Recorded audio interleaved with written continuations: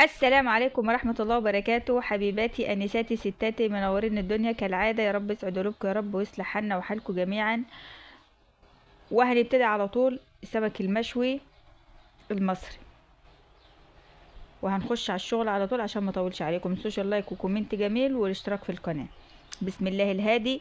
احنا معانا دلوقتي 2 كيلو سمك بلطي على بوري، حلو جميل كده.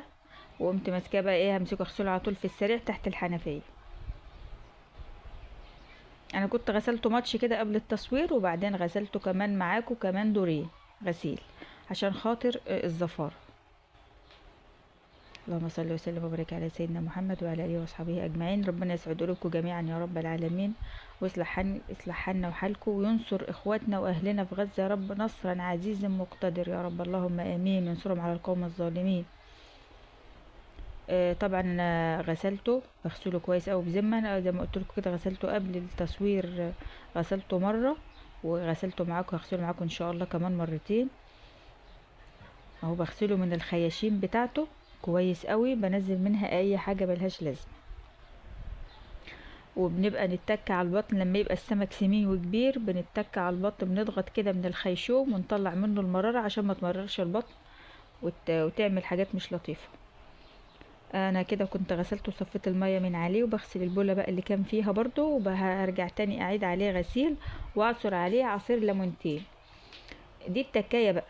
الليمون بعد ما تغسلي السمك وتصفيه من المية، تحط له مية تانية نظيفة مش كتيرة، يا دوبك تغطي السمك كده، وتعصري عليه عصرة ليمونة او اتنين، وتسيبيه في مية الليمون شوية، نص ساعة ربع ساعة 10 دقايق، على ما تخلصي ايه تتبيلة السمك او تمليحة السمك، وبعدين ترجعي تصفي المية من عليه. دي بقى بتقطع الزفارة قطعا نهائي، ما بتخليش ريحة الزفارة خالص في السمك، وبتخلي ريحته طالعة جميلة ما شاء الله يعني.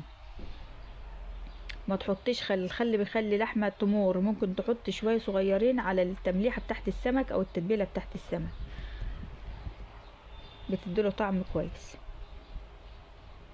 اهو ده عصير ليمونتين اهو، وهسيب القشر عليه وهسيب كله وهقلبه كده في الماء تحت الليمون واسيبه. اللهم صل وسلم وبارك على سيدنا محمد وعلى اله واصحابه اجمعين. التمليحه طبعا انا كنت مقشره راس توم وفلفل اخضر وكمون وملح. المقطع اتمسح مني سوري وانا بمنتج. وده بقى ايه يعني في السريع، قولي معلقتين 3 خل. انا بحبش اكتر الخل كتير قوي بالذات في السمك عشان ما يخلوهوش يمر واللحمه مش تبقاش عاطفيه كده. دي طبعا نخلت الدقيق او الردة. همسك بقى السمك اتبله فيها. ده كان الحامل بتاع التليفون بتاعي كان وقع سوري، وقع مني اتكسر، فكنت مضطرة بقى ايه اصور بايدي، فتلاقي الصورة شوية ايه سيكة مهزوزة كده سوري يعني. خلاص انا هتبل السمك كله، وكان الفرن معايا سخن على الاخر واتقدح على الاخر، لان السمك المشوي لازم يدخل على فرن حامي، مش فرن بارد او وسط، لازم يكون حامي عشان السمكة ما تلزقش منك في ارضية الفرن. هتبله كله كويس اوي واغطيه كله بالردة او النخالة وادخله الفرن.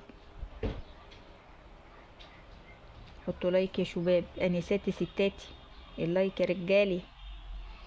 خلاص كده انا كنت تبلت السمك كله وحطيته في الفرن زي ما انت شايفه بيدخن ازاي، عشان محطوط على فرن سخن، يعني تسيبيه قبلها ب10 دقايق شغال على نار تحمى كده.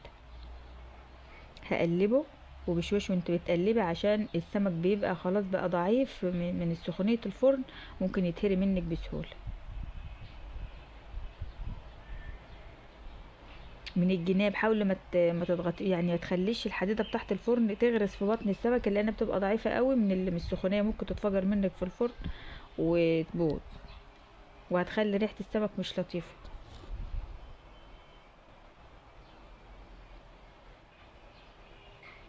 هقلبه كله على الناحيه التانية.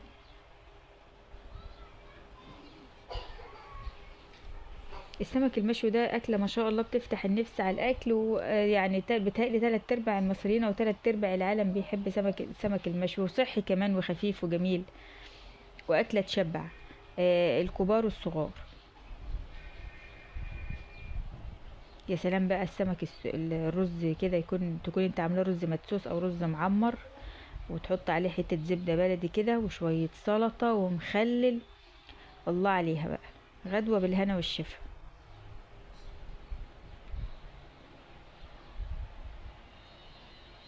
اللهم صل وسلم وبارك على سيدنا محمد وعلى اله واصحابه اجمعين. شايف الفرن شكله ما شاء الله عامل ازاي في الفرن؟ هو ممكن انتوا ممكن تطلعيها على المنظر ده، بس احنا في بيتنا احنا بنحب السمك يكون مش مستوي محمر كله احمر. وكل دار ولها مدار، كل بيت وليه عوايده وعاداته وتقاليده، وبالذات في الاكل والشرب. كل ما يعجبك على رأي المثل، والبس ما يعجب الناس. فانا بحبه احمر، وولادي وجوزي وكده كلنا بنحبوه كله احمر، ما يبقاش فيه حته بيضه.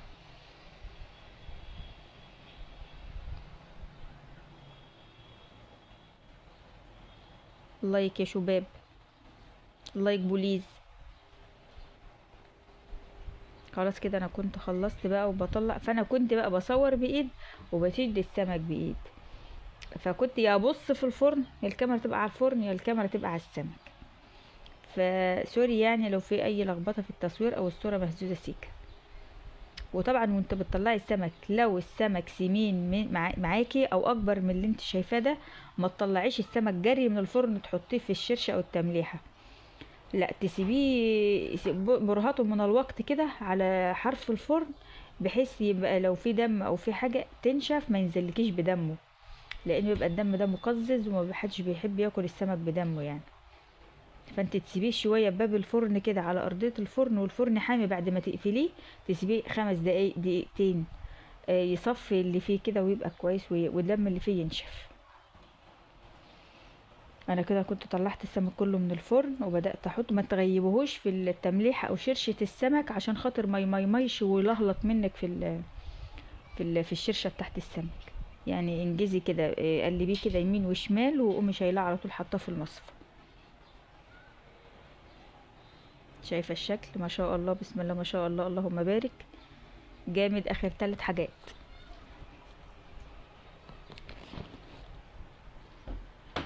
شايفه الشكل واللون ما شاء الله، اللهم بارك.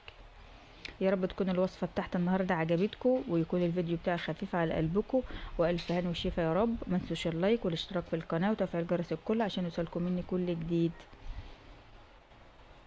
مع السلامه، باي.